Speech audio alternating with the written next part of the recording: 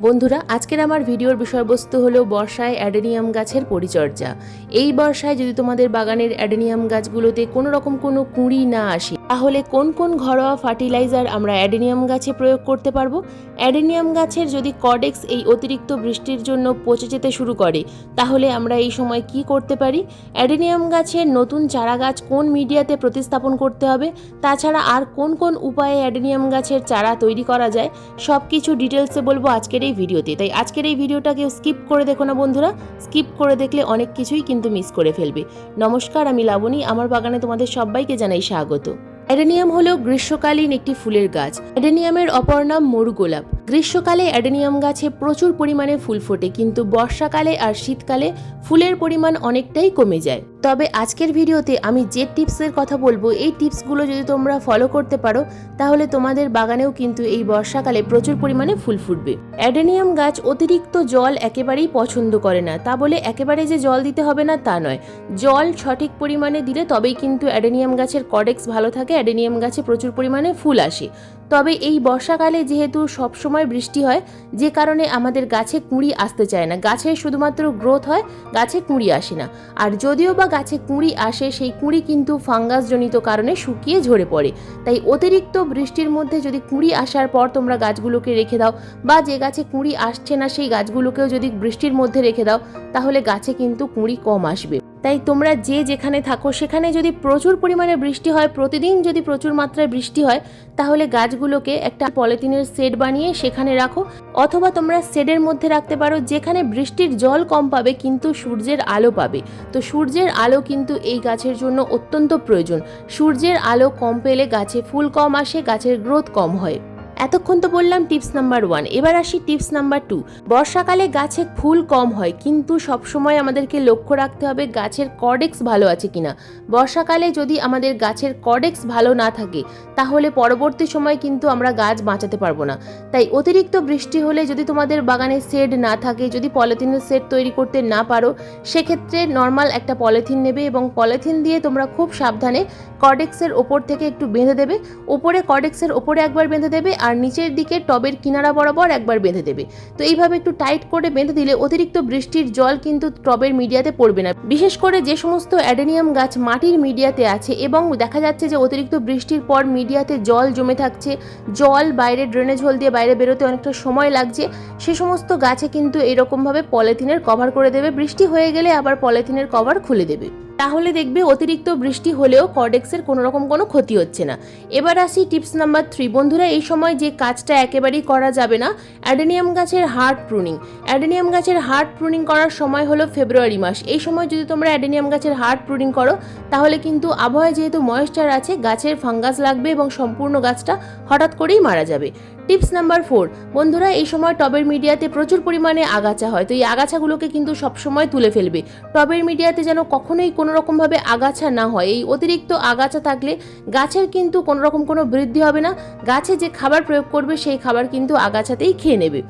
এরপর আসি tips number 5। বন্ধুরা, যদি তোমাদের অ্যাডেনিয়াম গাছ মাটির মিডিয়াতে থাকে, সেক্ষেত্রে তোমাদের গাছের কিন্তু পাতা এইভাবে হলুদ হয়ে যেতে শুরু করতে পারে। যেহেতু মাটির মিডিয়াতে থাকলে মাটি ময়েশ্চার হোল্ড করে, তাই মাটির মিডিয়াতে থাকলে গাছের পাতা এইভাবে হলুদ হয়ে যায় বা গাছের কুঁড়ি হলুদ হয়ে ঝরে পড়ে। তাই বর্ষাকালে গাছ ভালো রাখতে গেলে ফেব্রুয়ারি মাসে যখন গাছ রিপোর্ট করা হয়, তখন মাটি ছাড়াই মিডিয়া তৈরি করতে হবে। তো মাটি ছাড়া কিভাবে মিডিয়া তৈরি করতে হবে সেটা আমি এই ভিডিওতেই তোমাদের দেখিয়ে দেবো। এর আগেও তোমাদের দেখিয়েছি যে মাটি ছাড়া কিভাবে মিডিয়া তৈরি করতে হয়। যেমন এই গাছটা আছে সিন্ডার মিডিয়াতে, তো তেমনই সিন্ডার ছাড়াও কিন্তু গাছ প্রতিস্থাপন করা যায়। তো কিভাবে প্রতিস্থাপন করা যায় সেটা অবশ্যই আমি দেখিয়ে দেবো। অ্যাডেনিয়াম গাছের চারা তোমরা কিন্তু বিভিন্ন রকমভাবে তৈরি করতে পারো। বীজ থেকে চারা তৈরি করতে পারো, ডাল থেকে চারা তৈরি করতে পারো। অ্যাডেনিয়াম গাছে ফুল ফুটে যাওয়ার পর সেই ফুলের বৃন্ত থেকে কিন্তু বীজ তৈরি হয়। তো যদি তোমাদের গাছে এই বর্ষায় বীজ তৈরি হয়, সেক্ষেত্রে যে গাছে বীজ তৈরি হয়েছে সেই গাছটাকে অবশ্যই শেডের মধ্যে রাখতে হবে, তা না হলে কিন্তু বীজ পচে যাবে। বীজ থেকে ছোট ছোট চারা গাছ তৈরি করেছিলাম, এখন এই চারা গাছগুলো কিন্তু অনেকটাই মোটা হয়ে গেছে। এবার আসি ডাল থেকে কিভাবে চারা তৈরি করতে হয়। দেখো, এখানে আমি ডাল থেকে চারা তৈরি করে রেখেছি। তো এর আগের ভিডিওতেও কিন্তু আমি দেখিয়েছিলাম যে কিভাবে ডাল থেকে চারা তৈরি করতে হয়। ডাল কেটে ফেব্রুয়ারি মাসে ডাল কাটার পর ডালগুলোকে ফেলে না দিয়ে যদি তোমরা এইভাবে বালির মিডিয়াতে প্রতিস্থাপন করে ছায়া জায়গায় রেখে দাও, তাহলে কিন্তু এরকম ছোট ছোট রুট চলে আসবে। খুব সহজেই কিন্তু এই অ্যাডেনিয়াম গাছের ডাল থেকে চারা তৈরি করা যায়। যদি বীজ থেকে চারা তৈরি করতে চাও সেক্ষেত্রেও কি মিডিয়া নেবে, আর যদি তোমরা ডাল থেকে চারা তৈরি করো সেই চারা কিভাবে প্রতিস্থাপন করবে সব কিছুই দেখিয়ে দেবো। তো এখানে আমি একটা চারা গাছ কিনে এনেছি, তো এই গাছটা আজকে আমি তোমাদেরকে প্রতিস্থাপন করে দেখাবো। তো এখানে যে গাছটা আমি কিনে এনেছি এর মিডিয়াটা হলো মাটি, তো যে কারণে আমি এই মিডিয়াটা সম্পূর্ণরূপে ধুয়ে নেব। তো তার আগে তোমাদেরকে একটা বিষয় দেখিয়ে দিই। দেখো, যখনই তোমরা অ্যাডেনিয়াম গাছের চারা কিনবে নার্সারি থেকে তখন ভালোভাবে দেখে নেবে যে সেই গাছটা গ্রাফটিং কিনা। নতুন চারা গাছটা হলো গোল গ্রাফটিং আর এটা হলো ভি গ্রাফটিং। তো এই রকম গাছ দেখে কিনবে আর ফুল দেখে গাছ কিনবে, তাহলে কিন্তু কখনো ঠকে যাবে না। তো দেখো, প্রথমে আমি টব থেকে গাছটা বাইরে আনলাম এবং এই যে রুট আছে এই রুটের মধ্যে প্রচুর পরিমাণে মাটি আছে, তো এই মাটিটাকে আমি প্রথমে ধুয়ে নেব।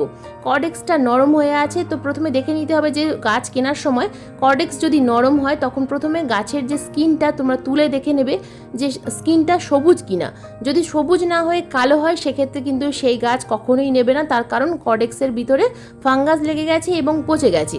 তো যদি এটা বাড়িতে এনে হয়ে যায় সেক্ষেত্রেও কি করতে হবে আমি অবশ্যই বলে দেবো। দেখো, এখানে আমি মিডিয়া নিয়ে নিয়েছি। এই যে গাছটা আমি প্রতিস্থাপন করব তার জন্য আমি এখানে নিয়েছি 70% বালি, নিয়েছি আমি এখানে 20% কম্পোস্ট আর 10% বালি চালার পর যে নুড়ি পাথর পাওয়া যায় সেই নুড়ি পাথর, অথবা নুড়ি পাথর না থাকলে তোমরা এখানে কিন্তু সিন্ডারের টুকরো নিতে পারো, আর সঙ্গে নিয়েছি ফাঙ্গিসাইড। তো এই 4 ধরনের মিডিয়া আমি একসাথে ভালোভাবে মিশিয়ে নেব। যদি ফাঙ্গিসাইড না থাকে সেক্ষেত্রে তোমরা কিন্তু এখানে হলুদ গুঁড়োর ব্যবহার করতে পারো। তো টোটাল সব কিছু একসাথে ভালোভাবে মিশিয়ে নিয়ে আমি গাছ প্রতিস্থাপন করব। তো এই যে বালি, কম্পোস্ট, নুড়ি পাথরের যে মিডিয়াটা দেখাচ্ছি এই মিডিয়াতে গাছ প্রতিস্থাপন করলে তোমরা সারা বছর কিন্তু গাছ ওপেন জায়গায় রাখতে পারো, যেখানে সরাসরি রোদ্দুরও আসবে, সরাসরি বৃষ্টির জলও পড়বে, কোনো রকম কোনো ফাঙ্গাসের প্রবলেম হবে না, গাছের মধ্যে ফুলও আসবে, যে কোনো খাবার তোমরা এই গাছে প্রয়োগ করতে পারবে। কিছুটা পরিমাণ মিডিয়া ভরে দেওয়ার পর আমি কিন্তু গাছটা ঠিক মিডিল বরাবর প্রতিস্থাপন করে দিলাম। তো চেপে চেপে একটু প্রতিস্থাপন করতে হবে। প্রতিস্থাপন করার পর দিয়ে দেবো ভরপুর মাত্রায় জল। তোমরা চাইলে জলের মধ্যে ফাঙ্গিসাইড মিশিয়ে সেই জল প্রয়োগ করতে পারো, কোনো সমস্যা নেই।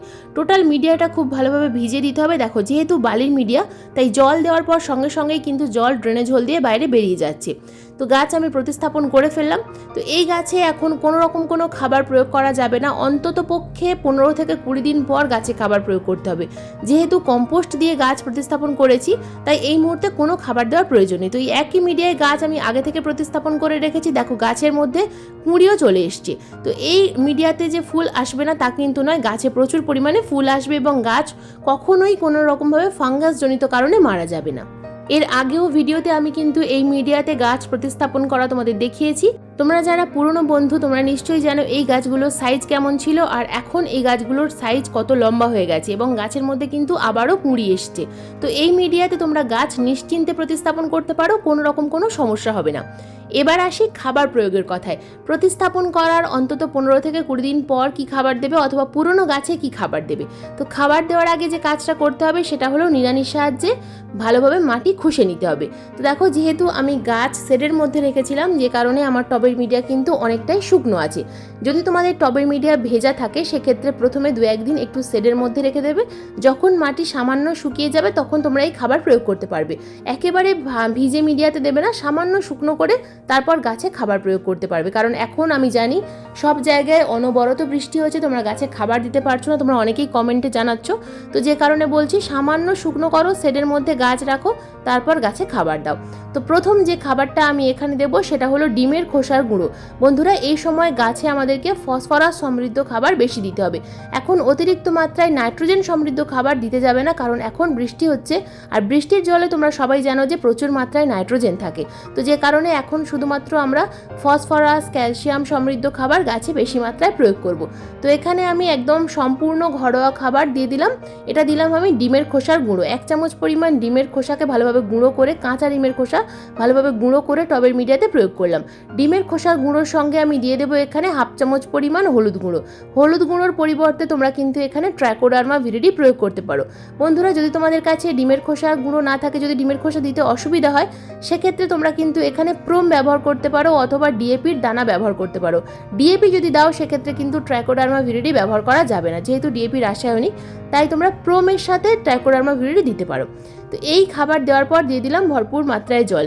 বালি এবং কম্পোস্টের মিডিয়াতেও কিন্তু আমি একই খাবার প্রয়োগ করব। দেখো টবের মিডিয়া কিন্তু ভালোই ভিজে রয়েছে, সামান্য শুকিয়েছে, তো এই রকমভাবেও তোমরা কিন্তু খাবারটা প্রয়োগ করতে পারবে। যেহেতু এটা ডিমের খোসার গুঁড়ো তাই কোনো রকম কোনো সমস্যা হবে না। ডিমের খোসার গুঁড়ো এবং হলুদ গুঁড়ো, তো একই রকমভাবে 1 চামচ পরিমাণ ডিমের খোসার গুঁড়ো এবং 1/2 চামচ পরিমাণ হলুদ গুঁড়ো এই টবের মিডিয়াতে প্রত্যেকটা গাছ যেখানে যতগুলো টব আছে তো প্রত্যেকটা টবে কিন্তু এই খাবার জুলাই মাসের মাঝামাঝি সময় তোমরা প্রয়োগ করো, খুব ভালো রেজাল্ট পাবে। গাছে যে কুঁড়িগুলো আসছে সেই কুঁড়িগুলো কিন্তু আর হলুদ হয়ে ঝরে পড়বে না বা কালো হয়ে ঝরে পড়বে না। তো এখানে ডিমের খোসার গুঁড়ো দিলাম এবং হলুদ গুঁড়োটা জলে মিশিয়ে আমি টবের মিডিয়াতে দিচ্ছি। তো দুরকমভাবে কিন্তু তোমরা হলুদ গুঁড়ো প্রয়োগ করতে পারো। এই খাবার টবের মিডিয়াতে প্রতি মাসে 2 বার অর্থাৎ 15 দিন অন্তর অন্তর প্রয়োগ করতে পারো, তাহলে খুব ভালো রেজাল্ট পাবে। যদি প্রোম ব্যবহার করো অথবা ডিএপির দানা ব্যবহার করো সেক্ষেত্রে টবের সাইজ অনুযায়ী কিন্তু গুনে গুনে ডিএপির দানা প্রয়োগ করতে হবে।